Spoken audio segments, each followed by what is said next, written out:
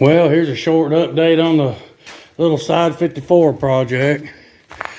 We had it ready, we thought, to go on the road, and the engine spun a bearing and made a lot of real unhappy noises.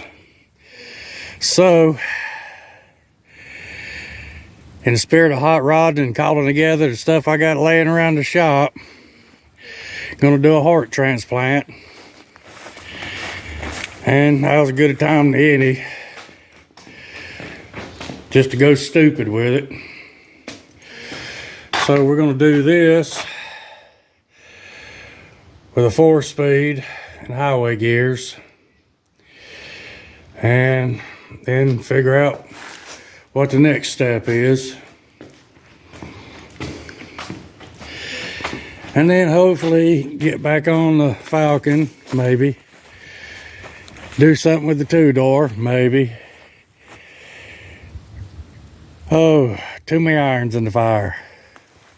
Well, y'all have a good one, and I'm gonna get out here and cut some grass because it looks like it needs it.